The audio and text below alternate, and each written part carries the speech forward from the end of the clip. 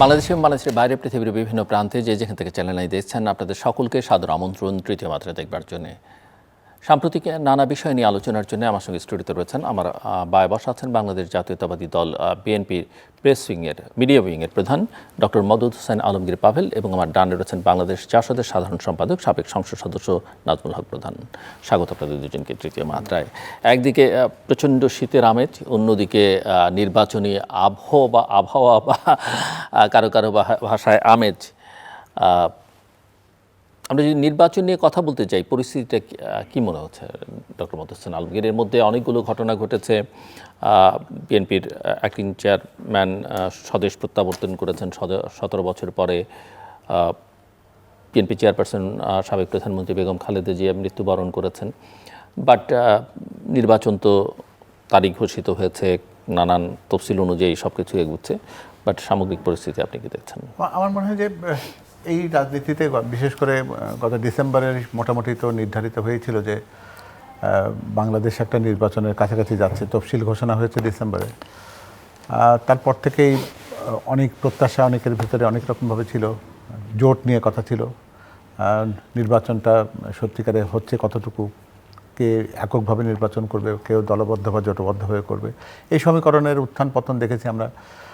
বেশ কিছু প্রত্যাশিত অপ্রত্যাশিত পরিবর্তন করেছে। যে নবজাগরণের প্রত্যাশা নিয়ে যে তারুণ্যের দলটি তৈরি হয়েছিল, তারা কেন যেন লক্ষ্যভ্রষ্ট হয়ে গেল মনে হলো। সেটা একটা লক্ষ্য করবার মতো ব্যাপার। দেশনেত্রী বেগম খালেদা জিয়া তিনিও ইন্তেকাল করলেন এবং সেই ঘটনার কিছুদিন আগেই জনাব তারেক রহমান প্রায় 17 বছরের নির্বাসন কাটিয়ে দেশে ফিরেছেন। সব কিছুর মধ্যে দিয়ে জনগণের ভেতরে একটা প্রত্যাশার যে বাতাবরণটা তৈরি হয়েছিল এবং জনাব তারেক রহমানকে ঘিরে যে মানুষের আকাঙ্ক্ষা ছিল, অপেক্ষা ছিল, প্রতীক্ষা ছিল, সেই প্রতীক্ষাটা কত বেশি হৃদয়গ্রাহী বা আন্তরিক সেটি প্রকাশিত হয়েছে ওনার আসার পর।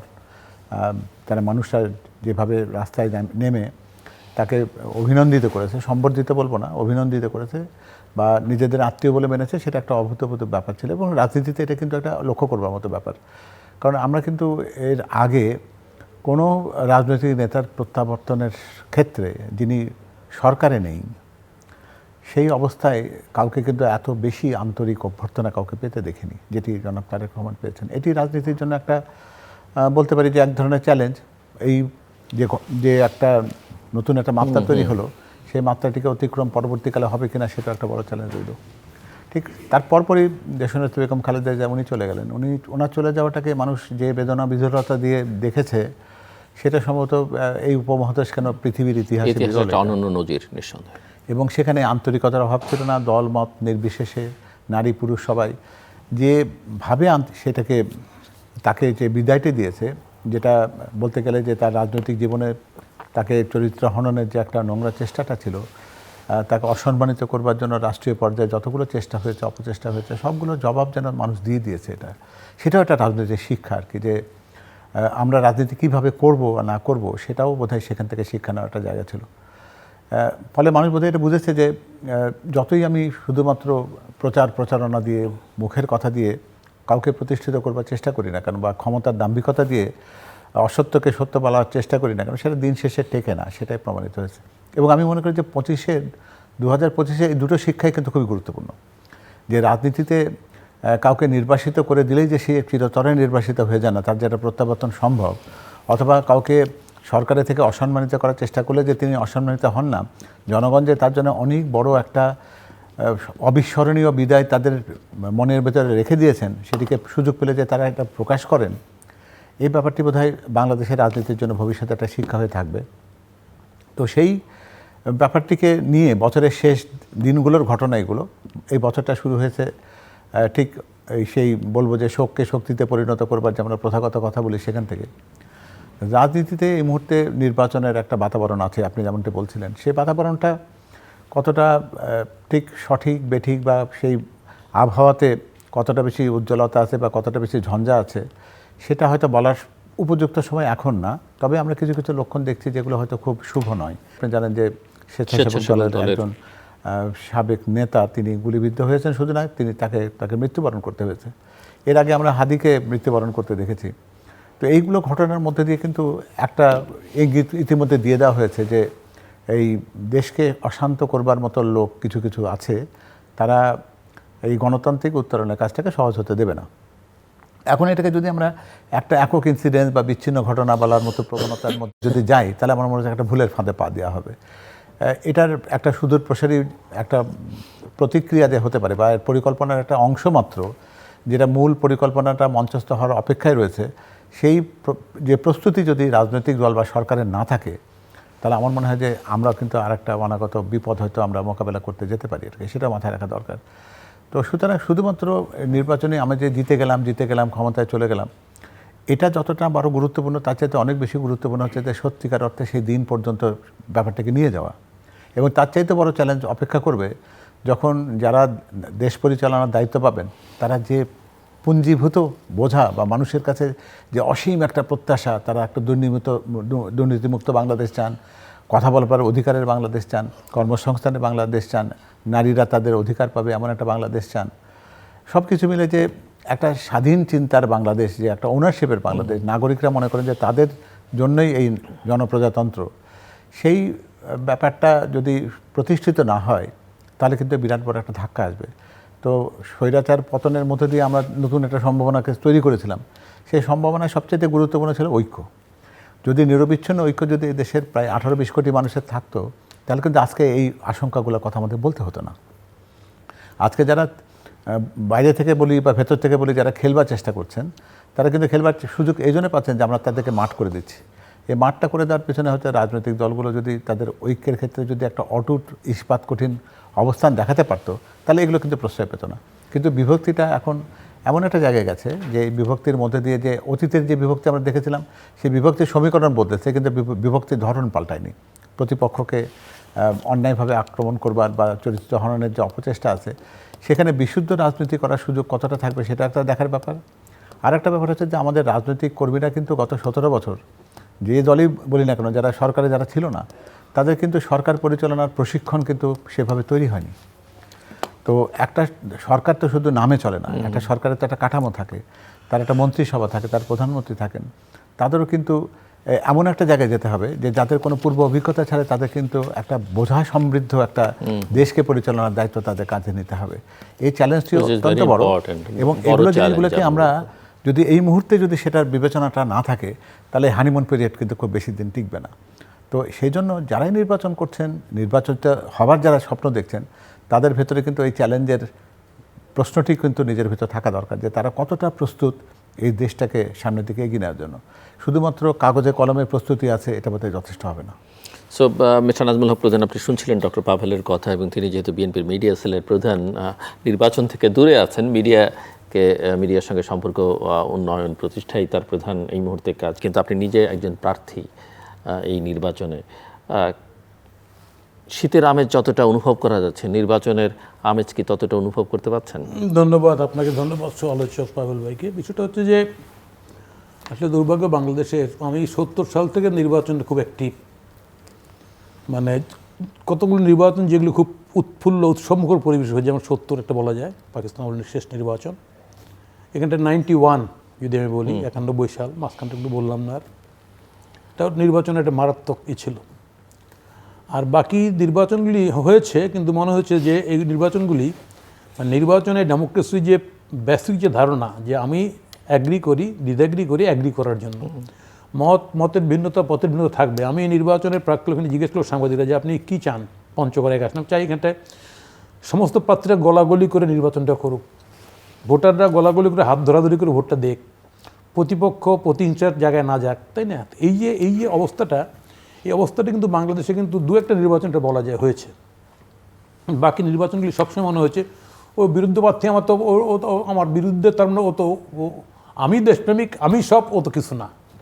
মানে এই মনোভাবের কারণে এখানটা রাজনীতিটা সবসময় প্রতিহিংসার জায়গায় গেছে, এবং নির্বাচন সুষ্ঠুভাবে হওয়ার পরেও কিন্তু প্রতিপক্ষকে যে ওয়েলকাম করা, যে সম্ভাষণ জানানো, এটা হয় নাই কেন আমাদের এখানটা রাজনীতিটা একটা মারাত্মক খারাপ জায়গায় আমরা ঘুরতেছি এখনও। বিশেষ করে আমি বলতে এই কারণে যে, যেমন ধরেন যে বাংলাদেশে এটা বৃহৎ দুটো পার্টি ছিল এখানে, এবং দুটো পার্টির নেত্রী ছিল বেগম খালেদা জিয়া এবং শেখ হাসিনা। আমরা 90-এর পরে, আজকে আমি কেন বলছি এগুলি, যে আমরা 90-তে আমাদের কী আকাঙ্ক্ষা ছিল, আমরা দুই নেত্রী, আমরা যেটা ছাত্ররা ঠিক করে এরপর বৈঠক করেছে, হ্যাঁ বৈঠকে ওনারা বসবেন না, ওনারা বহুত গ্রুপ ইন্টারেস্ট ছিল এগুলো, কিন্তু তারপর বসছেন ওনারা, এবং তারপরে এখানটা আন্দোলনটা হয়েছে, একসাথে পতন হয়েছে। তো একসাথে মিলিটারির মতো একটা লোক সে পতনটা মেনে নিয়ে সে কিন্তু জেলে গেছে কিন্তু 6.5 বছর। কিন্তু দুর্ভাগ্যের বিষয় এরপরে যেটা ঘটনা ঘটলো, আমি যদি বলি এখানটায় আজকে বাংলাদেশের বর্তমান প্রেক্ষিতে যেন কেউ দায় অন্যের উপর দিয়ে নিজের দায়কে আড়াল করতে পারবে না। মানে আমি কেন বলছি এটা সবাই যদি রিয়েলাইজ করতে, ইয়েস আমাদের ভুল আছে। কেন বলছি, দেখেন 91 সালের পরেও কিন্তু আমরা যে ক্ষমতায় আসছে বিএনপি, হ্যাঁ সে বিএনপি কিন্তু ভালো নির্বাচন করতে পারে না, কিন্তু সে নির্বাচন মারাত্মক সংঘাতপূর্ণ ছিল, এক নির্বাচন একলাই করে ফেলছে। তারপর আবার 1 মাস 2 মাস পরে তখন জামাত এবং আওয়ামী লীগ তখন বিরোধী রাজনীতির কাতারে ছিল, আমরা ছিলাম, তাই না, করতে হয়েছে। আবার আওয়ামী লীগ ক্ষমতায় আসে, আপনার আওয়ামী লীগ তো একটা ভোট দিয়ে আবার ক্যাটেগরি ভোট দিয়ে চলে গেছে, বিএনপি ক্ষমতায় আসছে, বিএনপি যখন ক্ষমতায় আসছে, আবার বিএনপি যখন ক্ষমতা যাওয়ার সময় তখন একটা সংঘাতময় পরিবেশ তৈরি হয়েছে। এই যে ক্ষমতা পরিবর্তনের নির্বাচনের মধ্যে যে ধারাটা, তাই না, এটা বাংলাদেশে কখনো এস্টাবলিশ শান্তিপূর্ণ ক্ষমতা হস্তান্তরটা হচ্ছে না, যেহেতু হয় নাই, সেই কারণে এটা রাজনীতিটাও একটা প্রতিহিংসাপরণ থেকে গেছে। আজকের প্রেক্ষাপটে এসে এই যে বর্তমান সময়ে এত রক্ত, এত অন্ধকার, তাই না, তারপরে যে এই আলোর বিস্ফোরণ, তাই না, মনে হলো যে বাংলাদেশটা আমরা নতুন করে সাজাতে পারবো, কিন্তু কি ঘটনা, এই একই রকম একটা প্রতিশোধের দৃষ্টিভঙ্গি কাজ করছে। হ্যাঁ, যারা অন্যায় করছে সামগ্রিক ক্ষেত্রে, অর্থবিত্ত লুটের ক্ষেত্রে, খুনের ক্ষেত্রে, জোর জবরদস্তির ক্ষেত্রে, ডেফিনেটলি তারা পানিশমেন্ট তাদের হওয়াই উচিত, এর বাইরে তাদের যাওয়া উচিত না। কিন্তু আমি এই যে ফোর্সটা কীভাবে আমি রাজনীতিতে একটা অংশগ্রহণের জায়গায় নিয়ে আসবো, সেই চিন্তাটা কিন্তু করলাম না। যেহেতু করলাম না, সেই কারণে রাজনীতিটা প্রতিহিংসার জায়গায় থেকে গেল, এবং এই প্রতিহিংসার জায়গা থেকে যাওয়ার কারণে এটা এগেইন এটা ভিসিয়াস সার্কেল, এটা ওইভাবেই ঘুরপাক খাবে, প্রতিহিংসাটাই এখানে প্রাধান্য হবে। কিন্তু রাজনীতিটা প্রতিহিংসা না, রাজনীতিটা বাদ প্রতিবাদের, প্রতিরোধের, তাই না, বিরুদ্ধবাদিতার, কিন্তু বাট প্রতিহিংসা না। এই জায়গার থেকে উত্তরণের জন্য এই নির্বাচনটা আমার ধারণা ভালো কিছু করবে, এটা আমি বিশ্বাস করতে পারি না। এ কারণেই যে আমি এখনও এই নির্বাচন গিয়ে আমাকে ফোন করে, আমি গেছি এলাকায়, আমি যাইনি এলাকা, আমি যে আমার ধরে নিয়ে গেল অমুক লোকটারে, কেন কয় নাম জমি জায়গায় কেচাল, ওই কেচালের নাম দিচ্ছে যে সে আওয়ামী লীগের, একদিন পর আওয়ামী লীগ বাইরে হচ্ছে। তা আওয়ামী লীগের তো গ্রামের অবস্থায় গ্রামস্থ, এই লোকটা যদি বিএনপি, এই দুনিয়া যদি বিএনপি হয়, আরেক দুনিয়া আওয়ামী লীগের, এটা খুব নর্মাল, তাই না? তাহলে সেইখানটায় এখন যদি আমি এটা খোঁজা শুরু করি, ধরা শুরু করি, এমনি তো নির্বাচন নেই, তো নির্বাচনটা কী হবে বলেন? বাংলাদেশে এখনও এই জায়গায়, আমি এর আগে পাবুল ভাই ছিলেন, একটা কথা বলছে, হ্যাঁ, ওই যে বিষয়ে, আমাদের ঢাকার বিষয়ে, এগুলো কিন্তু এখনও হচ্ছে।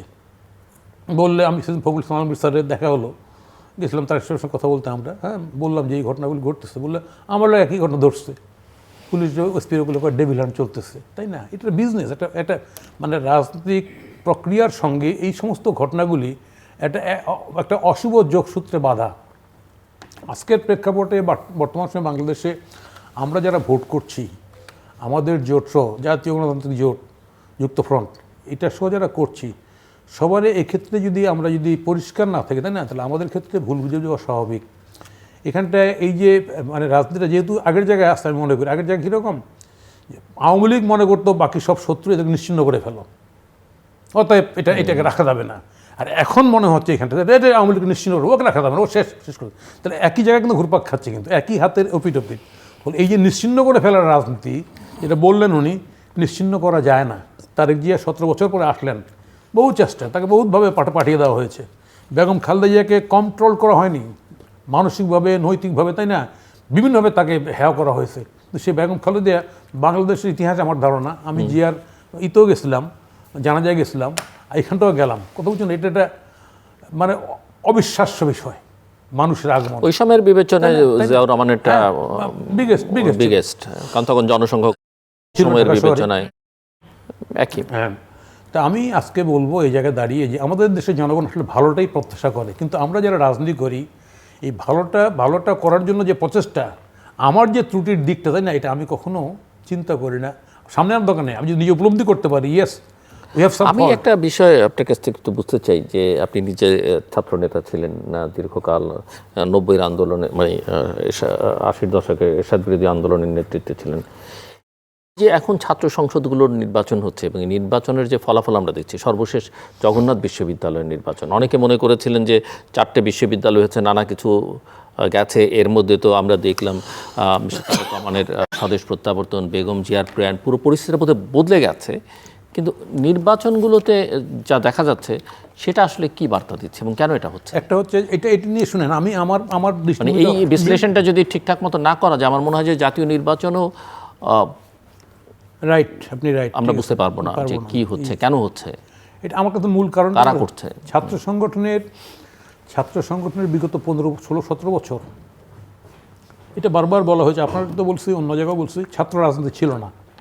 এবং আপনি বাংলাদেশে এখন নতুন ভোটার লিস্ট অনুযায়ী 18 থেকে 29 বয়সী ভোটার যারা মূলত স্টুডেন্ট, সেটা 3 কোটি। আপনি যদি আরেকটু তারুণ্যের বয়স বাড়ান তাহলে সেটা হবে 4 কোটি। আমার এলাকায় তো 4,63,000 ভোটার মধ্যে 1,61,000 নতুন ভোটার আমার এলাকায়, নির্বাচন এলাকায়। এবং এই ভোটারদের সম্পর্কে কারো কোনো ধারণা নেই কি করবে তারা। So আমি আপনার কাছে আমি যেটা বলছি, ছাত্র নির্বাচন নিয়ে, মানে সংসদের রাজনীতি নিয়ে আমাদের সময় যেমন ধরুন আমরা যে সময় রাজনীতি করেছি, তাই না, একই রুমে ভিন্ন ভিন্ন মতের ছাত্র কর্মী থেকেছে, কখনো কখনো হাতাহাতি ধাক্কাধাক্কি হয়েছে, হয়নি তা না, কিন্তু বাট ভিন্ন মতের থেকেও কিন্তু আমরা একসঙ্গে ইউনিভার্সিটি জীবন শেষ করেছি। আর বিগত 15 বছর যেটা হলো, ভিন্ন কোনো মতের ছেলেকে রাখতে দেওয়া হয় নাই, বের করে দেওয়া হয়েছে, কেউ ছিল না। ফলে অ্যাকচুয়ালি এবার সমস্ত জায়গায় এটা করা যায়, এবং ডিস্ট্রিক্ট লেভেল পর্যন্ত মিছিল করলে ছাত্রলীগ, আমাদের ছাত্রলীগের ব্যানারের মিছিল জগন্নাথ কলেজ তো মিছিল করতে হয়েছে, বুঝছে না, পিঠে তুলে এবার তোরা আবার কোনো ছাত্রলীগ, আমরা একটা ছাত্রলীগ বেটা খবরদারি মিছিল করবি না। আমি বৈঠক করেও এটা সুরাহা করতে পারিনি ওদের সঙ্গে। আমাদের নেতারা বলার পরে ওনারা কোনো গা করেন নাই, মনে করতো ক্ষমতায় তো আমরা থাকবোই চিরদিন। এই যে ভিন্ন মতকে নির্বাসিত করা, এই ভিন্ন মতের সঙ্গে যে ফোর্সটা যুক্ত ছিল, ওইখানে লালিত পালিত হচ্ছে, তোমার এই বদিবে যে গোকুলে বাড়িছে সেই ফোর্সটাই কিন্তু এই রাজনীতির মধ্যে কন্ট্রোলটা করছে। আপনি খবর নিয়ে দেখেন, ফ্যাক্ট, আমি এই সরকার পতনের পরে, বিগত সরকার পতনের পরে বলছিলাম যে হেলমেট বাহিনীর তো হেলমেট পাওয়া গেছে পুলিশের দেওয়া, তাই না, তার নাম তালিকা প্রকাশ করেন না, কারা এরা, বের হয়ে যাবে কে কারা হেলমেট বাহিনী। অ্যাজ এ হোল, মানে আওয়ামী লীগ তার গোষ্ঠীস্বার্থ চরিতার্থ করার জন্য মুক্তিযুদ্ধকে তো ব্যবহার করছে, প্লাস রাজনীতি করার সমস্ত এভিনিউজগুলো বন্ধ করেছে ভিন্ন মত পথ চর্চা, নৈতিকতার ধার ধারে নেই, কাকে দলে রাখবে। ওই জায়গায় দাঁড়িয়ে কিন্তু আমি একটা আজকে আপনাকে বলি, এটা সঞ্জিত সেনগুপ্তর একটা কথা, মানে একটা বৈঠকে ওনাদের আভ্যন্তরীণ হত্যাকাণ্ড হওয়ার পরে উনি বলছিলেন যে আভ্যন্তরীণ নিজেদের মধ্যে হত্যাকাণ্ড হইতে পারে না, তার হইতে পারে, কিন্তু এত নৃশংসভাবে হয়েছে, আমার মনে হয় এই জায়গায় অমুক শক্তিটা আছে। ওইটা এখন ফেসবুকে ঘুরতে, ঘটনা সত্য। এই যে এই সমস্ত জায়গায় রাজনীতিতে আপনি অনেকে হয়তো মনে করবেন যে হ্যাঁ আমরা পারছি, আমাদের সময় পিটাই তুলেছি, নতুন বাংলাডে এনএসএফ পিটাইছি, এটা পারতেছি না কেন? এখানটা ভিতরে কারো তো জায়গায় নেই, রিংয়ের মধ্যে তো নাই, আপনি রিংয়ের মধ্যে থাকলেই না ফাইট করার চেষ্টা করবেন, আউটসাইড রিং আপনি। ওই জন্য ছাত্রদল ফুল নিয়ে গেছে এবং পিঠা তুলে দিচ্ছে, অথচ ওই ছাত্রলীগের মধ্যে কিন্তু শিবির লালিত পালিত হচ্ছে বিভিন্ন পদ পদবি ধারণ করে। এই ঘটনাটা, যে আমাদের এই ঘটনাটা খুব সুচারুভাবে সারা দেশেই করতে পারছে, সমস্ত মেইন শিক্ষা প্রতিষ্ঠান, যার কারণে আমি আমার যেটা সবচেয়ে আপনার একটা কথার সঙ্গে যুক্ত করি, যে প্রথম আমার ছাত্রলীগ আছে খুব ছোট, আমি বললাম যে তোমরা সবার সঙ্গে আলোচনা করো, জাতীয় নির্বাচনের পরই ছাত্র নির্বাচনটা হোক। আমি নিজেও বলেছি না, বুঝছেন না, হোক, কিন্তু এনার ছাত্র গা করে না, গা করে মনে করছেন যে আমাদের উপর নির্যাতন হয়েছে, এই হয়েছে, সে হয়েছে, এই কারণে বোধ হয় সবাই আমাদেরকে, তা না, কারণ ভিতরের মেকানিজমটা তো ছিল তো ওইটার জন্য। এবং এই যে ঘটনাটা, আমার ধারণা এখানটায় জামাতকে এই উগ্র ফোর্সকে ক্ষমতা আনার জন্য একটা মারাত্মক, মানে কি বলা যায়, গোষ্ঠী, দেশের হোক বাইরে, হ্যাঁ, যারা এখানে ক্রিয়াশীল আছে, আসতে থেকে আগেই দেখেন ছাত্র সংগ্রাম নির্বাচনটা আগে করতে হবে করে একটা মোট সবাইকে হিপটাইজ করে দিয়ে সারা দেশে একটা রব ভাব যে আসিল, তাই না, জিততেছে।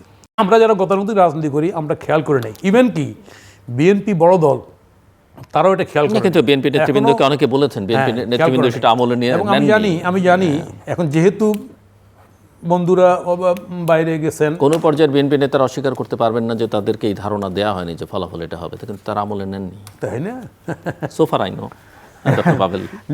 এমনিতে নাজমুল ভাইয়ের কথার আমি সেই সংসদ থেকেই বোধহয় কথাটা বাড়াতে পারি সামনের দিকে, যে নীতিহীনতা দিয়ে যদি রাজনীতিকে যদি আমি সংজ্ঞায়িত করতে চাই, তাহলে সেখানে তো বিশুদ্ধ জিনিস পাবো না আমরা। গত 17 বছরে কিন্তু রাজনীতিতে একটা কৌশলের বিষয়, কৌশল ঠিক আছে, কিন্তু অপকৌশল বা কূটকৌশলকে কৌশল বললে তখন কিন্তু কৌশল শব্দটির ভুল মানে দাঁড়ায়। আমরা আগে মনে করতাম যে কে সাহসী, কিন্তু এখানে একটা কথা আমি জাস্ট একটু ইন্টারাপ্ট করে আমি আর পরে ঢুকছি, যে আপনি নীতিহীনতা দিয়ে ফাইট করতে চাচ্ছেন, খুবই আইডিয়াল কথা, কিন্তু আপনি যদি অন্য দিক থেকে দেখেন সিনারিওটিকে, আপনি নীতির কথা বলছেন, কিন্তু আপনাকে কিন্তু গত 1 বছরে 13 মাসে 14 মাসে সবচেয়ে বেশি নীতিহীন হিসেবে প্রচার করা হয়েছে, চেষ্টা হয়েছে। ব্র্যান্ডিং করা হয়েছে, আপনি চাঁদাবাজ, আপনি দখলদার, আপনি এটা। প্লিজ। হ্যাঁ, ঠিক আছে, আমার মনে হয় যে সবগুলোকে সাথে নিয়ে আমি কথা বলি। নীতিহীনতা কোনো জায়গাতে এটাকে সমর্থনযোগ্য না, এবং এটাকে আমি অন্য যুক্তি দিয়ে, অপযুক্তি দিয়ে যদি প্রতিষ্ঠিত করবো, সেটাও বোঝা যাবে যে আমি বোধহয় ঠিক নিজের সাথে প্রতারণা করছি। সুতরাং সেই চেষ্টার দিকে আমি যেতে চাই না, আমি কখনো যাবো না। প্রশ্নটা হচ্ছে যে আমরা কৌশল, কুটকৌশল, অপকৌশল এগুলোকে শুধুমাত্র একটা কৌশল বা রাজনীতির কৌশল বা এটা খেলা জেতার একটা প্রক্রিয়া যদি বলে ফেলি না, তাহলে পৃথিবীতে কোনো সততা বা ওই ধরনের যে সমস্ত সুবচনগুলো আছে সেগুলোকে তো নির্বাসনে পাঠাতে হবে, সেগুলোকে আপনি কিন্তু ধরে রাখতে পারবেন না। কারণ একটা সময় তো ছিল রাজনীতিতে, আমরা যদি এই উপমহাদেশের রাজনীতির সেই পুরনো দিনগুলোর কথা চিন্তা করি, তাহলে যারা রাজনীতি করেছেন তাদের কিন্তু প্রাপ্তির প্রত্যাশা নিয়ে তো কেউ রাজনীতি করে না। সেই সুভাষচন্দ্র বসু বলুন, আপনি জওহরলাল নেহরুর কথা বলুন, মোহাম্মদ আলী জিন্নাহ বলুন, বা এইদিকে শেরে বাংলা একে ফজলুল হক সাহেবের কথা বলুন, কিংবা হোসেন শহীদ সোহরাওয়ার্দীর কথা বলুন, বা মৌলানা ভাসানীর কথা বলুন, তাদের রাজনীতির ভেতরে কি আপনি কখনো এই অপকৌশলের চেষ্টাটা দেখেছেন? তাদের অনেকেরই কিন্তু কোনো প্রাপ্তি হয়নি। মৌলানা ভাসানী জনগণের সবচেয়ে কাছের নেতা ছিলেন, কিন্তু উনি কিন্তু ক্ষমতার কাছাকাছি কখনোই যাননি, যেতেও চাননি। তো এই প্রেক্ষাপটে আবার এমনও যেমন দেখেন যে মহাত্মা গান্ধী সে কংগ্রেসের প্রত্যেকটা আন্দোলনকে তিনি সামনের দিকে নিয়ে গেছেন, উনি পরের দিকে কংগ্রেসের সভাপতিও থাকেন নাই, এমনকি ভারতের সরকার গঠনের পর উনি কোনো দায়িত্বও নেননি। তো রাজনীতির ভেতরে নীতি প্রতিষ্ঠিত করার চেষ্টাটা দিন শেষে কিন্তু উল্লেখযোগ্য একটা ইতিহাসের একটা উদাহরণ হয়ে থাকে। আর অপকৌশলগুলোকে আপনি সাময়িক জয়ের একটা উপকরণ হিসেবে ব্যবহার করতে পারবেন, কিন্তু এটা ইতিহাসে জায়গা পাবে না। আপনি যদি এখন বলেন যে কৌশল হিসাবে অস্তিত্ব রক্ষা করার জন্য আমি আওয়ামী লীগের সাথে ছিলাম জোটবদ্ধ হয়ে, বা গোপনে বলি, যেটাকে গুপ্ত বাহিনী বলা হচ্ছে, আজকে আমি প্রকাশিত হয়েছে, কিন্তু এটার মধ্যে আপনি অনৈতিক কিছু সুবিধা নিয়েছেন। আপনি হলে থেকেছেন, আপনি লেখাপড়ার সমস্ত সুযোগ সুবিধা পেয়েছেন, আপনি প্রয়োজনে তাদের পক্ষে গিয়ে মিছিল করেছেন, প্রয়োজনে আপনার সহপাঠীকে পিটিয়ে তাকে মৃত্যুর কাছাকাছি পৌঁছে দিয়েছেন বা মৃত্যুর ঘটনা ঘটিয়ে দিয়েছেন, সেগুলোর সাথেও আপনার সংযুক্তি ছিল। শুধুমাত্র কেউ কৌশল বলবেন এগুলোকে। আর তার বিপরীতে যদি কেউ বলে যে আমি সততার সাথে আছি, আমি নিয়মের সাথে আছি, আমি এর সাথে আপোষ করব না, আমি আমার নিজের পরিচয়ের সঙ্গে থাকতে চাই, আমি গুপ্ত হতে চাই না, তাকে আপনি ক্যাম্পাস ছাড়া করেছেন, লেখাপড়া করার সুযোগ দেননি, ও সেশন নষ্ট করেছে, এমনকি তার বলতে গেলে শিক্ষা জীবনটাই বিনষ্ট হয়ে গেছে, বা তাকে জেলে পৌঁছতে হয়েছে, রিমান্ডে যেতে হয়েছে। তাহলে আমরা গ্রহণ করব কোনটা? হ্যাঁ, এটা ঠিক যে ইতিহাস তো জয়ীর পক্ষে থাকে, জয়ীরা ইতিহাস লেখেন। তো সেই অর্থে যদি বলেন যে যারা জয়লাভ করেছে ইতিহাস লিখছে, কিন্তু এটা কি ইতিহাস নাকি পত্রিকার পাতার কয়েকটা খবর? আমাকে কিন্তু এই বিভাজনে যেতে হবে। আমি যদি এই পত্রিকার পাতার কয়েকটা লাইনকে যদি আজকে যে বিজয়ের খবরটাকে আমি সামনে এনে সেটাকে যদি ইতিহাসে জায়গা দিতে চাই, তাহলে ইতিহাস বোধহয় এত সরল কোনো জিনিসকে বোধহয় জায়গা দেয় না। ইতিহাস অনেক কিছুকে পরীক্ষা করার পরে জায়গা দেয়, এবং আমরা দেখেছি যে সেটাই টিকে থাকে, টেকসই হতে হয়। 17 বছর তো আমরা দেখেছিলাম যে অপশাসনের সেই শক্তিকে তারা মনে হচ্ছে অজেয় মনে হচ্ছিল, একসময় মনে হচ্ছিল যে এরা কোনোদিনই যাবে না। জগদ্দল পাথরের মতন আমাদের বুকে এমনভাবে চেপে বসেছে যে প্রত্যেকে প্রত্যেক হাল ছেড়ে দিয়েছিল। কিন্তু কখনো কখনো সত্য কিন্তু সামনে চলে আসে। সত্য সামনে চলে এসেছিল বলে কিন্তু ওই অসত্য কিন্তু অত বড় শক্তি, দাপট, তার এত বেশি পেটোয়া বাহিনী কোনো কিছু যেখানে টিকে থাকতে পারেনি। তো সেজন্য আমার মনে হয় যে সাময়িক জয়ের আনন্দটাকে এত গুরুত্ব যদি না দিই আমরা, তার চাইতে বরং আমরা যদি বৃহত্তর প্রেক্ষাপটে দেখি। এখন আমি যদি একটু অন্যভাবে যদি বলি যে এই যে আপনি যে নির্বাচনগুলোকে নিয়ে আমরা বলছি যে এগুলো হয়ে গেছে, যেগুলোতে আমরা একটা বিজয়ের বার্তা, যেটা নাজমুল ভাইকে আপনি প্রশ্ন করে দিয়েছিলেন যে এটার প্রভাবটা অন্য জায়গায় আপনারা দেখতে চান কিনা, পড়বে কিনা, পড়বে কিনা। প্রশ্নটি হচ্ছে কি যে আপনি কি কখনো কোনোদিন শুনেছেন যে এই ছাত্র সংসদের এই যে যারা আছেন তাদের কাজের গণ্ডিটা কি, কাজের ক্ষেত্রটা কি, অধিক্ষেত্রটা কি? তারা কি কেউ কখনো এই চেষ্টাটা করেছে যে শিক্ষার পরিবেশটা উন্নত হোক? তারা কি এই চেষ্টা করেছে যে আমার যে গরিব সহপাঠী আছে যে তার জন্য একটা সহজে একটা বই পাওয়ার সুযোগ করে দিই, আর তার জন্য ডাইনিংয়ে একটা সহজ ব্যবস্থাপনা থাকুক? সে কি চেষ্টা করেছে যে এই সমস্ত যারা পিছিয়ে পড়া মানুষ যারা আছে তাদের জন্য শিক্ষার আলোটাকে তাদের কাছে পৌঁছে দিই? এই চেষ্টাটা করাটাই তো ছিল সেই, অর্থাৎ আমি ছাত্রের স্বার্থ সংরক্ষণ করব। তা আমার যদি উদ্দেশ্য হয় যে এই জয়লাভটাকে নিয়ে আমি রাজনীতিতে আমার যারা মুরব্বী সংগঠন তাদের অন্য রাজনীতির ক্ষেত্রে ভোট বাক্স ভারী করার ক্ষেত্রে সহায়তা করব, তাহলে তো আপনি সত্যিকার এক ধরনের প্রতারণা করলেন, তাই না? আপনার তো কাজ হচ্ছে ছাত্র সংসদের সঙ্গে থাকা। তাদেরকে কেন আমরা পুরো দেশ ঘুরতে দেখব? কোনো একটা বিশ্ববিদ্যালয়ের ছাত্র সংসদের নেতারা বা তাদের কার্যক্ষেত্র অধিক্ষেত্র তবে ওই বিশ্ববিদ্যালয় ক্যাম্পাসই হওয়া উচিত। হ্যাঁ, তার বাইরে গিয়ে দুই একটা কথা ওনারা বলতে পারেন, কোন জায়গাতে, যেখানে ছাত্রদেরকে নিয়ে উন্নয়নের কথা বলবেন, তাদেরকে নিয়ে ভাবনা চিন্তার কথা বলবেন। হ্যাঁ, প্রয়োজনে রাজনীতির কথা বলতে পারেন, অসুবিধা নেই। গণতন্ত্রের সঙ্গে হ্যাঁ, গণতন্ত্রের সাথে এটা যায়, কোনো অসুবিধা নেই। কিন্তু ওটা আপনি কতটা প্রসারিত করবেন সেই লক্ষণ রেখে কিন্তু আপনাকে এঁকে নিতে হবে। এটা কিন্তু পৃথিবীর কেউ এঁকে দিতে পারবে না। তো সেই সব কিছুকে যদি আমরা বিবেচনাতে নিই, আমার মনে হয় যে এটাকে আমরা খুব বেশি উৎসাহিত না করলে ভালো করব। যারা এই সাময়িক লাভটাকে অনেক বড় অর্জন বলে মনে করছেন, তারা হয়তো এই মুহূর্তের জন্য তাদের আত্মপ্রসাদ থাকতে পারে, কিন্তু দিন শেষে তারা যদি আত্মবিশ্লেষণ করেন, তাহলে তাদের মনে করতে হবে এটা যে আদর্শিক রাজনীতির কিন্তু আসলে কোনো বিকল্প নেই। তারা সংখ্যায় কতটা কম কতটা বেশি এটা কিন্তু বড় কথা না। তো কার্ল মার্কস তো নিজে কোনোদিন কোনো রাজনীতি করেন নাই, বা কোনো দেশের সাথে কোনো তার রাষ্ট্রীয় সক্ষতাও কোনো কিছু জায়গা ছিল না, কিন্তু তিনি তার মতন করে একটা রাষ্ট্র দর্শন তো তিনি দিয়েছেন, অর্থনীতির একটা দর্শনের কথা বলেছেন। তো পৃথিবীতে যারা এই সমস্ত দর্শনের কথাবার্তা বলেন, তারা তো নিজেরা কখনো নিজেরা প্রত্যক্ষ রাজনীতি কেউই করেননি বলতে গেলে, কিন্তু তারা রাজনীতির বড় শিক্ষক হিসেবে থেকে গেছেন। তো রাজনৈতিক শিক্ষকরা যদি সততা ন্যায়ের কথা বলে, তাহলে আপনি কে এই কৌশল শব্দটিকে, কূটকৌশল অপকৌশলকে এক ব্র্যাকেট বন্দি করে সবগুলোকে একই জায়গাতে নিয়ে যাব, এটা বোধহয় অন্যায় করা হবে।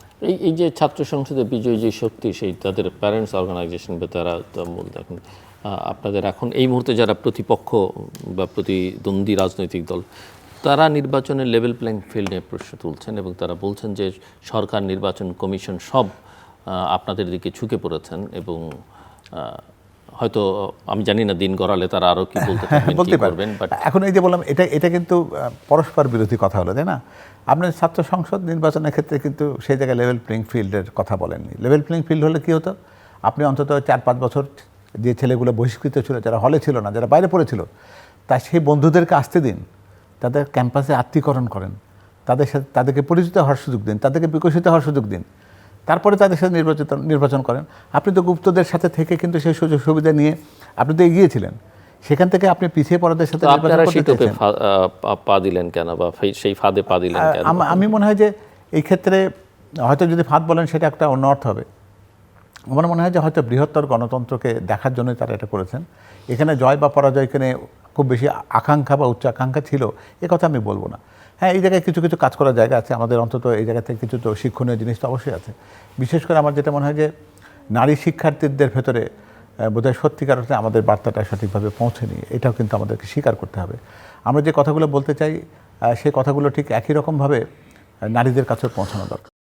তাহলে কি এই জায়গায় তো অনেক বড় লম্বা বিশ্লেষণ হবে, আপনাকে নিশ্চয়ই অতটা সময় দেবেন না আপনি, যে এই মনস্তত্ত্বের পরিবর্তন, যে নারী ভোটারও প্রায় অর্ধেক। হ্যাঁ, সেটাই বলছি যে এই মনস্তত্ত্বটা কেন ওইদিকে গেল, বা কেন মনস্তত্ত্বটার ক্ষেত্রে আমরা যেটাকে প্রগতিশীলতা বলি সেই জায়গাটা, কারণ তাদেরকে আপনি স্লোগানে যে শব্দটি ব্যবহার করতে দেখেন, আপনি কি মনে হয় যে একটা শিক্ষিত একটা বিশ্ববিদ্যালয় পড়ুয়া একজন নারী, একজন শিক্ষার্থী এই স্লোগানটা দিতে পারে? আপনি বিশ্বাস করেন এটা? আমি যদি আপনাকে সেটা দেখাই, আপনি নিজে লজ্জা পাবেন, আমি জানি। তো তাহলে এবং ছেলেরা সেই স্লোগানের প্রথম অংশটুকু বলছে, যেটা একটু শালীন, আর অশালীন অংশটুকু রেখে দিচ্ছেন তার সেই নারী বন্ধুদের জন্য, যারা সেটাকে উচ্চারণ করছে এবং সোচ্চার কণ্ঠে। তার মানে কি, যে তার ভেতরে, মস্তিষ্কের ভেতরে এই জিনিসটা পৌঁছে না যে সে কী বলছে। তো যে কী বলছে যে সেটা যে ভালো করে বোঝে না, তার কাছ থেকে কিন্তু আপনি ঠিক একটা মতামত প্রকাশের ক্ষেত্রেও ঠিক একই রকম প্রকাশটা পাবেন, সেটা কিন্তু আপনি আশা করতে পারেন না। সে জায়গায় সেই প্রভাবটা আছে আর কি। তবে আমাদের কিন্তু খুব বেশি করে কাজ করা দরকার, যাতে এই যে অপশিক্ষা যেটা চলছে আর কি, যেটা আমরা রাজনীতির শিক্ষার মধ্যে আমাদের শিক্ষাগুরু হিসেবে যারা কাজ করছেন, তারা তাদের মুখে এই কথাগুলো তুলে দিচ্ছেন শুধুমাত্র সাময়িক লাভের জন্য। এটা যদি রেকর্ড করে রাখা হয়, আর ওই নারী শিক্ষার্থীরা যখন মা হবেন, তখন তার মেয়ের সামনে যদি এই স্লোগানটা কখনো শোনানো হয়, তাহলে উনি যদি সেদিন তার মুখ আর চোখটাকে যদি উঁচু করে রাখতে পারেন, তাহলে আমি বলবো যে তাকে আমার নতুন করে চিন্তা হবে। প্রধান মানে একটা হচ্ছে যে বাংলাদেশে বর্তমানে আন্দোলন যখন তুঙ্গে, তখন থেকে কিছু স্লোগান, কিছু কথাবার্তা যেগুলি আসলে আমাদের চিন্তার মধ্যে, মগজের মধ্যেও ছিল অরুচিকর। কিন্তু এটা মজার ঘটনা হচ্ছে, যারা মহিমামণ্ডিত হয়েছে, যাদের নিয়ে প্রশংসা করে, তাই না, তারা কিন্তু স্লোগানগুলির জনক এখানটায়, এবং এই রাজনীতির জনক। এই সংস্কৃতির জনক। এটা নতুন সংস্কৃতি একটা, যে সংস্কৃতিতে মনে হচ্ছে যে আমরা এটা বিশ্ব জয় করে ফেলছি। আজকে বাংলাদেশের বর্তমান রাজনৈতিক প্রেক্ষাপটে এটা তো রাজনীতি তো এটা আবেগের, হ্যাঁ রাজনীতিটা আবেগের, দেশপ্রেম এটা আবেগের, প্রেম ভালোবাসা আবেগের, কিন্তু সংসারটা আবেগের না, কিন্তু রাষ্ট্র পরিচালনাটা আবেগের না, কিন্তু খুব বাস্তবতার সঙ্গে সঙ্গতিপূর্ণ। তাহলে এই বাস্তবতার সঙ্গে সঙ্গতিপূর্ণ যে রাজনীতিটা সেটাই হচ্ছে সঠিক রাজনীতি। কিন্তু এই আবেগ দিয়ে এই যে জনগোষ্ঠী, আমাদের এখানকার জনগোষ্ঠীটা আবেগের একটা অতীত পরম্পরায় আমরা এটা আবেগী, বেশি আবেগী। আবার ফরগেটফুলনেস আসছে, বিস্মৃতিও আসছে, আমরা ভুলে যাই তাড়াতাড়ি, অতীতটাকে ভুলেই যাই। হ্যাঁ, দুটাই, ওটাও একটা আশীর্বাদ ভুলে যাওয়াটা, যে আমি রাগারাগিটা ক্রোধটা রাখলাম না, ভালো জিনিস এটা। কিন্তু বাংলাদেশের বর্তমান প্রেক্ষাপটে এই স্লোগানের আড়ালে, এই অপসংস্কৃতির আড়ালে নতুন একটা রাজনীতি যেটা আমাদের সমস্ত কিছু ধ্বংস করে দিতে যাচ্ছে, সমস্যাটা এই জায়গায়। আমার এখানটায় 5টা পার্লামেন্ট নির্বাচন হইলো, 5টা দল ক্ষমতায় আসলো, কোনো আসে যায় না, আসবেই, কোনো না কোনো দল ক্ষমতায় আসবেই, আসুক, কিন্তু পলিটিক্সটা কোথায়, কোন জায়গায় যাচ্ছে, এটা হচ্ছে কথা। আজকে আপনি খেয়াল করবেন, ইরানে কিন্তু অনেক পার্টি মিলেই শাহের বিরুদ্ধে বিপ্লবটা করছিল, বিদ্রোহটা করছিল, তখন খামেনিরা বিদেশে ছিলেন, তাই না? এবং বিদেশ থেকে বনি সদরের মতো অনেক নেতারাও এসেছিলেন এখানটা, হ্যাঁ ছিলেন। তারপরে তারা টিকতে পারেনি, এলিমিনেট হয়ে গিয়ে একটা অন্যরকম ফোর্স ক্ষমতায় এসছে। আজকে সেখানটায় কিন্তু আমাদের চোখের সামনের ঘটনা 80-র দশকে, আর আজকে সেখানটায় কিন্তু হাজার হাজার লোক এখানটা রাজপথে আবার লড়াই করছে। তাহলে এই যে এই যে রাজনীতিটা কিন্তু, হ্যাঁ এটা পরিবর্তনের, এটা বাদ প্রতিবাদের, এটা হবে, সবসময় হবে। কিন্তু যখন বিশেষ কোনো ইডিওলজি, পৃথিবীতে ডেমোক্রেসি কেন বিউটিফুল, টিকে আছে কেন? আছে এখানে বিভিন্ন মত, সবাই ভিন্ন ভিন্ন মত নিয়ে একসঙ্গে চলা যায়, এই কারণে ভোট, এই কারণে ডেমোক্রেসি। কমিউনিজম বলেন, ইসলামিক শাসন বলেন, একসঙ্গে চলা যায় না, একটা মত দিয়ে ম্যানেজ করে দাও। আজকে বই বের হচ্ছে যেটা না, যে লেনিন বিপ্লব করার পর কত লোক মেরে ফেলছে, স্টালিন কত লোক মারছে, এগুলি এখন গবেষণার বিষয় হয়ে গেছে। তাহলে সেই জায়গায় দাঁড়িয়ে আমি ডেমোক্রেসিটা যদি নার্সিং না করতে পারি, ভিন্ন মত যদি নার্সিং না করতে পারি, যদি এখন না চলতে পারি, তাহলে আমি তো দেশ জাতি ভালো কোথাও পৌঁছাবে না। সেই জায়গায় যখন এই আধুনিক বিশ্বে যখন এটা আসতেছে, তখন এটা অবশ্যই হুমকির মুখে। এবং সেই জায়গাটাই আমাদের দেশের স্বাধীনতা বলেন, সার্বভৌমত্ব বলেন, বাইরের চক্ষুশীল হয়ে যাচ্ছে। আজকে এই যে একটা আমার খুব খারাপ লাগছে যে দেখেন, ভারতে হিন্দু উগ্রবাদীর বিরুদ্ধে আমরা কথা বলি, আজকে এখানটা ক্রিকেট নিয়ে আমাদের মুসলিম যা করলো, এটা পুরা একটা উগ্রবাদীর রাজনীতির বহিঃপ্রকার ঘটালো। এবং সেটার প্রেক্ষিতে বাংলাদেশের এই যে আমাদের মধ্যে যে কথাবার্তাগুলো আসতেছে না, আমি এগুলি এইভাবে ঠিক মনে করছি না। আমি অ্যাজ এ হোল বলতে যাচ্ছি যে যেটা সেটাও ঠিক না। হ্যাঁ অ্যাজ এ হোল এখানটায় বাংলাদেশের এই সেন্স থেকে আমাদের একটু গুড সেন্সে আসা উচিত, সামগ্রিক বিষয়ে, রাজনীতি, সমাজ, পরিবার, সামগ্রিক বিষয়ে। এইটা যদি আনতে ফেল করি আমরা, তাই না, তাহলে সমাজের মধ্যে এনার্কি হয়ে যাবে। এমনি একটা এনার্কির মধ্যে আসি, এটা আরও প্রবল আকার ধারণ করবে। এলাকায় যাই তো রেগুলার কথা হয়তো, একটা চাপা কান্না গোটা সমাজের মধ্যেই আসে। এটা নট দ্যাট যে আওয়ামী লীগ খুব ভালো করছে, নো, আওয়ামী লীগে উন্নয়ন করে আওয়ামী লীগ যে কাজটা ক্ষতি করছে, তাই না, এটা তো পাবলিক বোঝে যে কীরকম লুটপাটটা করছে। ফলে সেই জায়গা থেকে দাঁড়িয়ে এত রক্তর পারে নতুন একটা রাজনীতি এখানে আসা উচিত ছিল, কিন্তু যেটার লক্ষণ একদমই নেই, বরং ভিন্নতা আছে। সেই জায়গায় সংখ্যা। আমি একটা প্রশ্ন, আপনি যেহেতু একটা আলাদা রাজনৈতিক দলের এবং বিএনপির এখানে একজন গুরুত্বপূর্ণ ব্যক্তি আছে, আমি একটু আপনার কাছ থেকে বুঝতে চাই যে আওয়ামী লীগের বিদায়ের পরে তো এই জায়গাটা, এই নেতৃত্বটা, লিডটা নেওয়ার কথা ছিল বিএনপির, সাংগঠনিক সাইজ, তার অতীত সব মিলিয়ে বিএনপি সেই জায়গায়, অনেকে বলেন যে বিএনপি আসলে একটু সমীহ ভদ্রতা দেখাবার চেষ্টা করছে সকল ক্ষেত্রে, ব্যাপারটা কি তাই না? তার সক্ষমতা বিএনপির ঘাটতি আমার কাছে মনে হচ্ছে এই জায়গাটাই, যে বিএনপির মূল নেতা তো বাইরে ছিল, আর মূল যে নেত্রী ম্যাডাম খালেদা জিয়া, তাই না, উনি তো অসুস্থ ছিলেন। নাহলে আমার কাছে, আমার ছাত্র রাজনীতি করা অবস্থায় আমি বেগম খালেদা জিয়া অনেকগুলি সিদ্ধান্তকে আমি অ্যাপ্রিসিয়েট করি। সেখানটায় হুদা ভাইরা ডিফার করছে, বলছে না, প্রধান বলছে ঠিক, আমরা এটা করবো, গো হেড। উনি গৃহিণীর থেকে বেরিয়ে এসে যেইভাবে রাজনীতিটাকে উনি হ্যান্ডেল করছেন, এরশাদ বিরুদ্ধে 8 বছর আন্দোলনটাকে, আমি আপনার একটা রেফারেন্স দিই শুধু, আমার এটা এখনও জল করে। উনি প্রথম আমাদের দেখা করতে গেলাম, ওনার তখনই প্রচার সম্পাদক, ওখানটা অবায়দুর রহমান আসছেন, ওইখানটা কাজী, ওনারা কথা বলুন, শুধু হেসে পরিচয়টা হলো, সম্মতি জানালেন, বেশ চলে আসলাম আমরা। 83 14 ফেব্রুয়ারির পরে, কিছুদিন পরে বোধহয় আমাদের শহীদ মিনারে, মনে আছে আপনি, শহীদ মিনার এই সচিবালয় ঘেরাও ওয়াল ভেঙে ফেলছিল, বুঝছেন না? হ্যাঁ, তখন কিন্তু এই প্রেস ক্লাবের পাশের রাস্তাটা হয় নাই তখন। তা আমরা ওই তোপখানাটা আটকা পড়ে গেছিলাম, কারণ ওই পাশে আর্মি চলে আসে, পাশে আর্মি চলে আসছে। লাকিলি হি ওয়াজ দেয়ার, বেগম খালেদা জিয়া। উনি ওনাকে কোনো পলিটিশিয়ান, সবাই ছিল ওনার সঙ্গে, কিন্তু ওনাকে কেউ বলে নাই আপনারা সেনাবাহিনীর সদস্যগণ আপনারা এক পাশে রাস্তা এক পাশে যান, জনগণকে রাস্তা দিন, আটকা পড়েছে বেরোতে দেন। আমি আমার শরীর শির হয়ে গেল, বিশ্বাস করে আমরা সবাই ওই দিক দিয়ে হাজার হাজার লোক সুস্থ করে বেরিয়ে চলে গেলাম। আমি একটা কথা বলছি, নাহলে কিন্তু আর্মি আমাদেরকে ওখানে পিছিয়ে দিতে পারতো। তো এই যে ওনার কমান্ডটা, সাহসটা, তাই না, আমি এটার তারিফ করি। তা সেই মহিলাটা অনেকদিন অসুস্থ ছিল, আর ওনার উপর আসলে একটা মারাত্মক, এটা অস্বীকার করে লাভ নাই, গভর্নমেন্টের পক্ষ থেকে একটা মারাত্মক কী বলা যায়, মানসিক নৈতিক একটা অস্বাভাবিক চাপ তৈরি করেছে। ফলে বিএনপির ক্ষেত্রে এটা আমি এখনও এক্সকিউজ দেবো এই কারণে যে বিএনপির নেতৃত্ব এখানে অ্যাবসেন্ট ছিল। ফলে কোনো একটা সিদ্ধান্ত বিএনপির নেতা এখানে যারা ছিলেন তারা সবাই মুখাপেক্ষী ছিলেন যে ম্যাডাম কী বলবে অথবা তারেক সাহেব কী বলবে। ন্যাচারালি 17 বছর বাইরে থাকার কারণে সে পার নেই। যেহেতু এখন এসছে, আমার মনে হচ্ছে যে ঘাটতিটা ছিল, আমার বিশ্বাস এই ঘাটতিটা পুষিয়ে ওনারা সামনে এগোতে পারবেন। কারণ বাংলাদেশের প্র্যাকটিক্যালি তো ওরকম গোটা ন্যাশনাল প্রস্তাব কোনো দল নাই। হ্যাঁ, আমি তো আকাশ থেকে তো কল্পনা করলে তো পাওয়া যাবে না। আমার অনেক রিজনমেন্ট আছে, ক্ষোভ আছে বিএনপির কাছে বা ভিন্নতা আছে, তার মানে এই না যে বর্তমানে এই সংকট মোকাবিলা করার জন্য আমি মনে করি বিএনপি হ্যাজ দ্যাট ক্যাপাবিলিটি, নেতৃত্ব পারবে সেটা, কারণ তার অতীতটা দেখা আছে। আর তারেক জিয়া যখন গেছেন না, তখন উনি ম্যাচিউর, এনাফ ম্যাচিউর, উনি দেখেছেন সমস্ত ঘটনাবলী দেখার পরে, যদিও দেশে ছিলেন না, আমার ধারণা উনি এটার সঙ্গে একাত্ম এবং ডেফিনেটলি পারবেন, পারা উচিত। ডক্টর পাভেল। হ্যাঁ, আমার মনে হয় যে উনি নাজমুল যে কথা দিয়ে শেষ করেছেন সেটা হয়তো সে মানে আমরা যেটা আলোচনা, যে একটা অশুভ শক্তি, মানে অন্ধকারের শক্তি আসলে বাংলাদেশে এখন বেশ প্রমিনেন্ট হয়ে উঠেছে, এবং এই জায়গাটাতে আসলে একটা শূন্যতার মধ্যেই সেটা তৈরি হচ্ছে। কিন্তু প্রশ্ন হচ্ছে যে বিএনপি তো এই জায়গাটা নিতে পারতো, বা সেই ভয়টা আসলে কেন বিএনপি পারলো? আপনার প্রত্যাশাটা যৌক্তিক আমি মানি, কিন্তু আপনি জানেন যে রাজনৈতিক দল হিসেবে বিএনপি কিন্তু সবসময় ওই জায়গাটাতে ঠিক প্রশ্নের ঊর্ধ্বে থাকতে চায় সকল ক্ষেত্রে।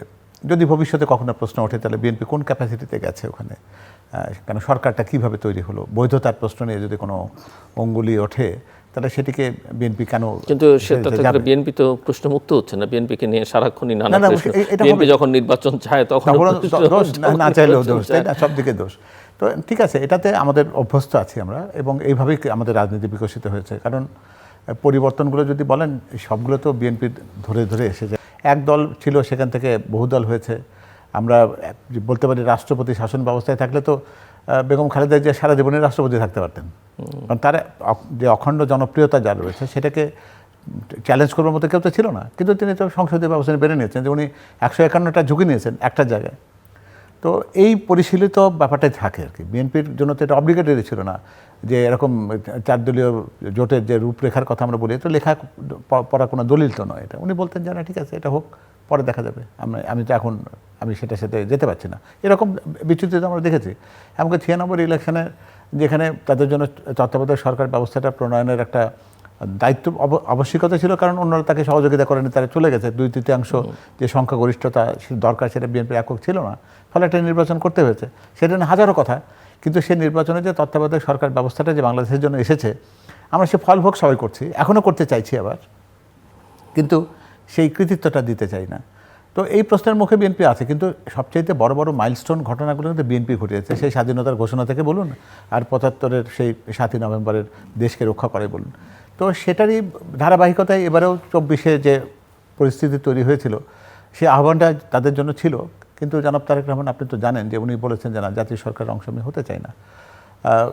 তিনি চেয়েছিলেন নির্বাচনটা খুব তাড়াতাড়ি হোক, সেটা ওনার প্রত্যাশা ছিল, আমাদেরও প্রত্যাশা সবারই ছিল। এই যে নির্বাচনটাতে বিলম্বিত হয়ে এই জায়গাতে গিয়ে পৌঁছালো, আসলে এর ভেতর থেকে সত্যিকার অর্থে প্রাপ্তিটা কোথায় আমাদের? আমরা কি সত্যিকার অর্থে বড় কিছু প্রাপ্তির দিকে যাচ্ছি? আমি যদি একটা অন্য প্রশ্নের দিকে যদি নিয়ে যাই আপনাকে, যে দেখুন, একই সাথে 2টো নির্বাচন হওয়ার কথা আছে, কিন্তু গণভোট নিয়ে কি কোনো কারো কাছে কোনো তথ্য আছে? কারো কাছে কেউ কি জানে যে গণভোট নামে একটা জিনিস হচ্ছে? সেই গণভোটে তাকে কিসের পক্ষে আর কিসের বিপক্ষে ভোট দিতে হবে?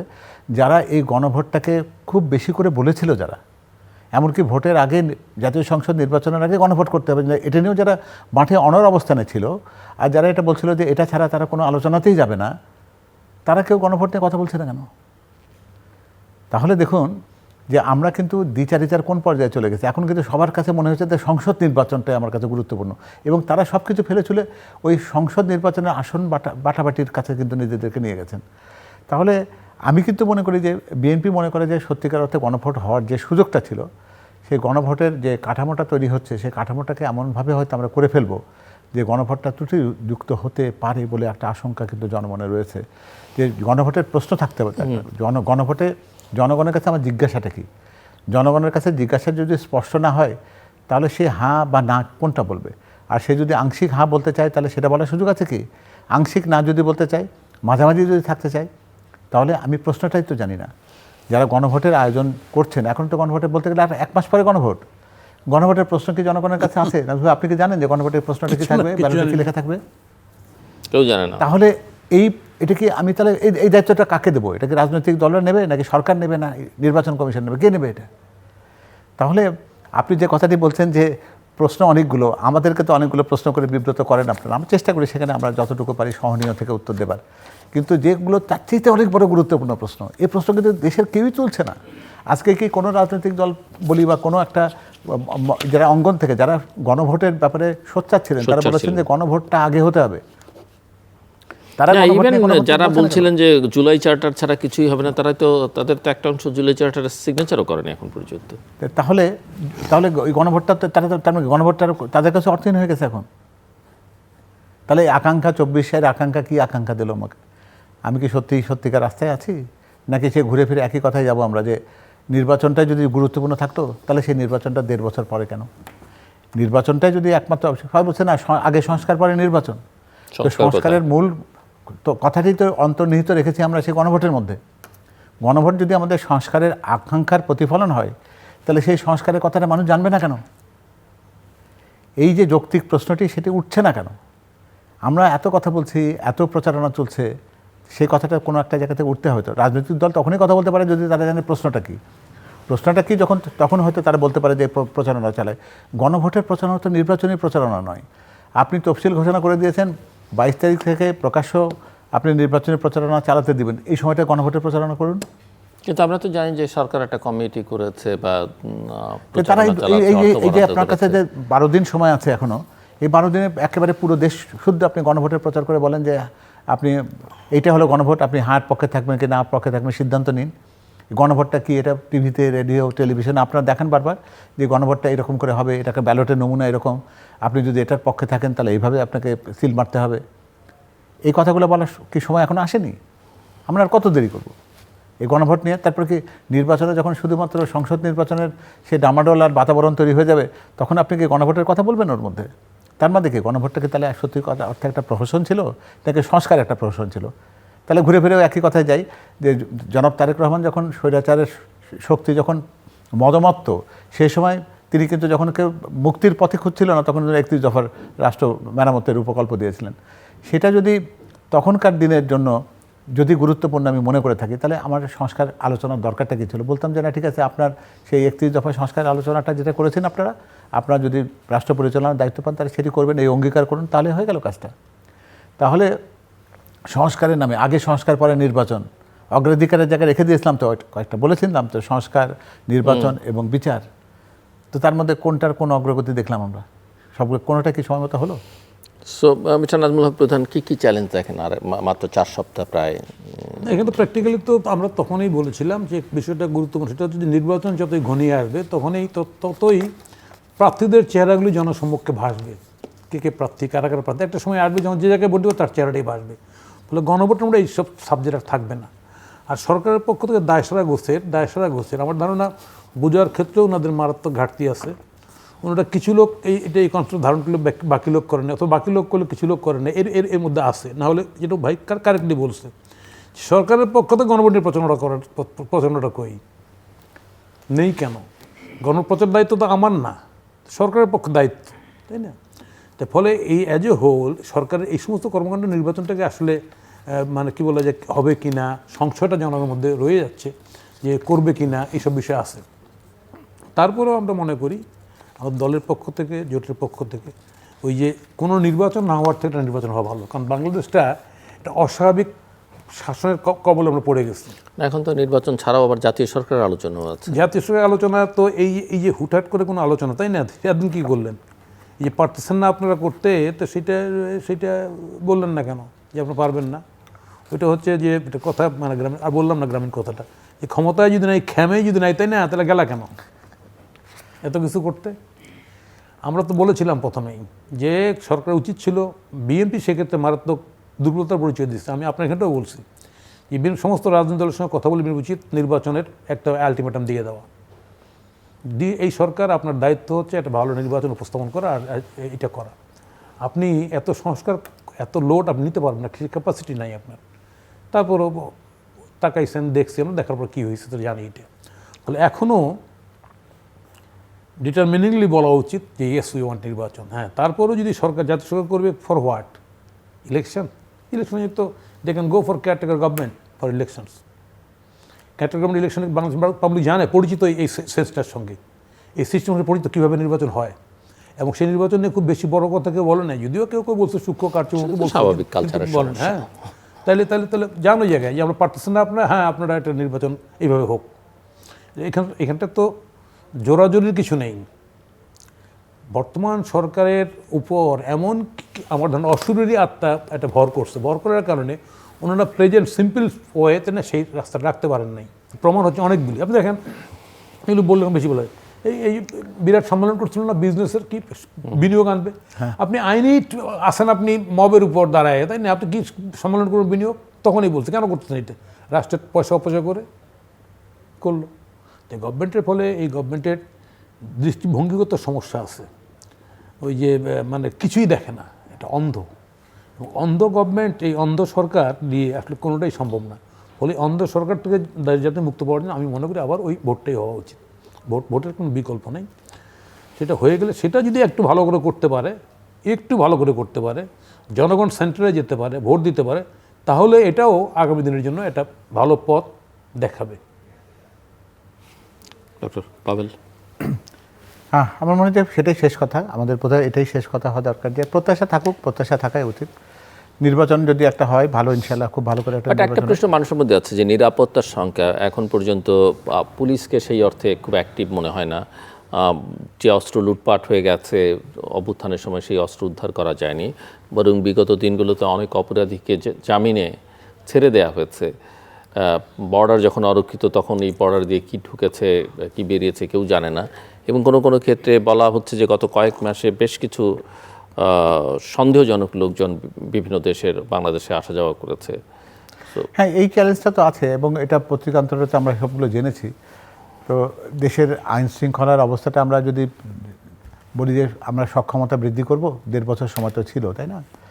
আমরা চেষ্টা করতে পারতাম একটা শুদ্ধি অভিযান করে, যাদের কর্মদক্ষতা নেই, যাদের প্রমাণিত দুর্বৃত্তায়ন রয়েছে, স্বৈরাচারকে সহায়তা করার যাদের প্রত্যক্ষ প্রমাণ রয়েছে, তাদেরকে সরিয়ে দিয়ে একটা পুলিশ এবং যেটাকে বলি আমলা প্রশাসন, যেটা বরাবর সিভিল এবং অ্যাডমিনিস্ট্রেশনটাকে যদি আমরা সেই রকমভাবে যদি গুছিয়ে নিতে পারতাম, তাহলে কিন্তু আজকে এই প্রশ্নগুলো উঠতো না।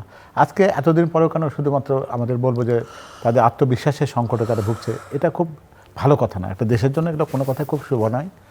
তবে দিন শেষে আমার মনে হয় যে একটা রাজনৈতিক বাতাবরণ না থাকার জন্য এটা আরও বেশি প্রসারিত হয়েছে। এটা যদি একটা প্রকৃত রাজনৈতিক সরকারের কাছে যদি দেশটা থাকতো, তাহলে একটা তাদের জবাবদিহিতা বা দায়বদ্ধতা থাকতো। এই সরকারের জন্য তো সেটা আসলে নেই। সুতরাং তাদের কাছে ব্যাপারটা পুরোপুরিভাবে কিন্তু একটা শৌখিন একটা জায়গাতে আছে। তো পেশাদারিত্বের জায়গায় যদি যেতে হয়, জবাবদিহিতার জায়গায় যদি যেতে হয়, সেটা জনগণ যাকে নির্বাচিত করবে তার কাছে জবাবদিহিতা তারা চাইতে পারে, তাই তো? তো সুতরাং আমরা একটা অর্থবহ নির্বাচনটা আশা করি। আর একই সাথে সাথে নির্বাচনের ফলাফলটাও যদি সত্যিকারের মেনে নেওয়ার প্রবণতাটাও কিন্তু অত্যন্ত গুরুত্বপূর্ণ। কারণ আগামী দিনে ঐক্যবদ্ধ বাংলাদেশ যদি না চলতে পারে, তাহলে কিন্তু আমরা এই সে যে লাউ সেই কদু বা সেই থোরবড়ি খাড়া অবস্থায় থেকে যাব।